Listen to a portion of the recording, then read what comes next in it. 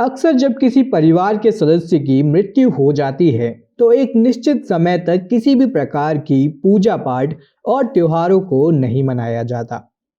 ऐसे में कई लोगों का मानना यह भी होता है कि परिवार के सदस्य की मृत्यु के एक साल तक किसी भी तरह के त्योहार को नहीं मनाना चाहिए। लेकिन इस बात में कितना सत्य है, ये जानने का प्रयास हम नहीं करते। नमस्कार दोस्तों और स्वागत है आप सभी का हमारे चैनल द दैविक गुरु पर।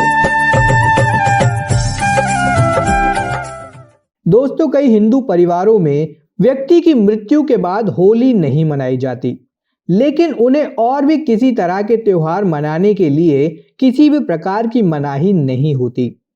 लेकिन फिर भी कई सारे हिंदू परिवार ऐसा मानते हैं कि परिवार में किसी व्यक्ति की मृत्यु हो जाने के बाद एक साल तक किसी भी त्योहार को नहीं मनाना चाहिए। इस बात में कितना सत्य है, आइए जानते हैं। हर इंसान के जीवन में खुशी और गम आता जाता रहता है। इस दुनिया में किसी कोने में कोई खुश होता है तो वहीं दूसरे कोने में कोई गमगीन। अगर हमें कोई खुशी मिलती है तो हमें लगता है कि यह पल कभी ना जाए, और गम हो तो सोचते हैं कि यह पल जल्दी से निकल जाए। गम में तो एक एक दिन भी काटना बहुत मुश्किल हो जाता है। हमारे जीवन में ऐसे कई पड़ाव आते हैं। कोई छोटा पड़ाव होता है, कोई गम का पड़ाव होता है तो कोई खुशी का। जिंदगी के इन्हीं पड़ावों में दो पड़ाव आते हैं, वो हैं जन्म और मृत्यु। हमारा जीवन जन्म के साथ शुरू होता है और मृत्यु से खत्म होता है। बस फर्क इतना होता है कि जन्म में खुशी, वही मृत्यु में गम होता है। हिंदू धर्म में जन्म और मृत्यु बहुत अधिक महत्व रखते हैं।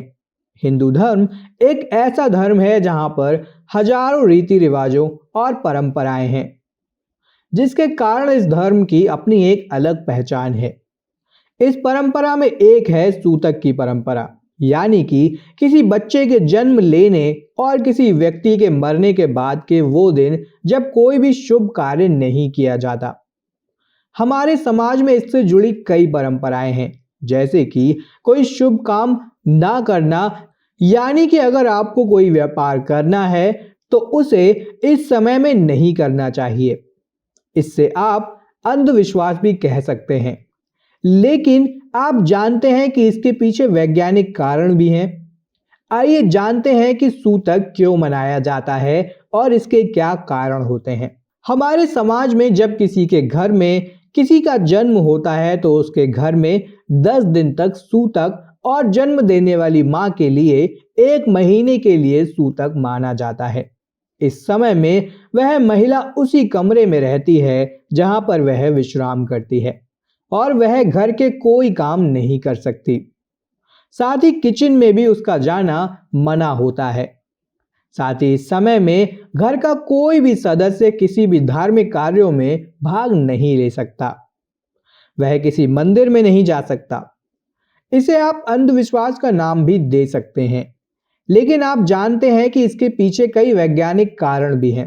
पहले के जमाने की बात करें तो उस समय परिवार संयुक्त हुआ करते थे, जिसके चलते प्रसूता महिला को अधिक कार्य नहीं करना पड़ता था और जन्म के बाद महिला बहुत ही कमजोर हो जाती थी, जिसके कारण उसे आराम करने की आवश्यकता होती थी, जिसे सूतक का नाम दिया जाता था, जिससे कि वह अपने कमजोर शरीर को फिर से ठीक कर सके।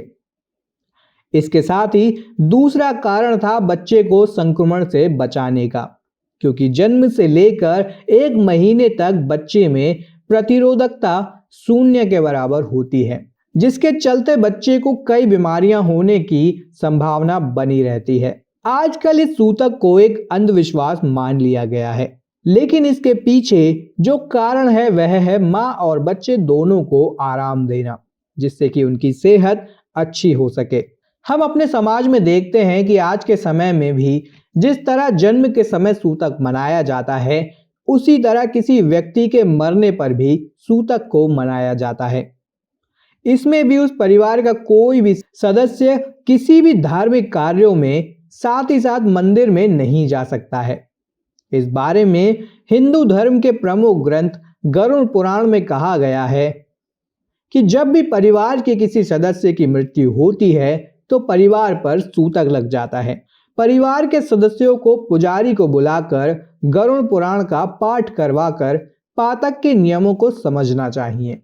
किसी व्यक्ति के मरने के 13वें दिन क्रिया कराई जाती है, जिसके बाद अपनी क्षमता के अनुसार ब्राह्मणों को बुलाकर उनको भोजन कराने के साथ साथ उन्हें दक्षिणा दी जाती है। इसके बाद घर को अच्छी तरह से शुद्ध किया जाता है और उस मृत व्यक्ति से जुड़ी चीजें जैसे कि कपड़े और उसका सामान किसी जरूरतमंद व्यक्ति को दे दिया जाता है। आपने देखा होगा कि किसी व्यक्ति का अंतिम संस्कार करने के बाद वहीं तट पर सभी लोग स्नान भी करते हैं। माना जाता है कि इससे मृत व्यक्ति की आत्मा आपके साथ नहीं जाती है, उसका आपसे लगाव टूट जाता है, जिसके पीछे कई वैज्ञानिक कारण भी हैं। दोस्तों, माना जाता है कि जब किसी व्यक्ति की मृत्यु होती है तो वह किस तरह मरा है यह सबसे बड़ी बात होती है, जिसके कारण उससे आपको संक्रमण हो सकता है। इस संक्रमण से बचने के लिए हमें स्नान करना होता है, जिससे कि हमारे साथ वहां पर मौजूद कोई भी कीटाणु आपके साथ आपके घर ना जाए और वह कीटाणु आपके घर के सदस्यों के बीच ना फैले। दोस्तों, आपने देखा होगा कि 13वें दिन घर में पूजा पाठ और हवन का आयोजन किया जाता है।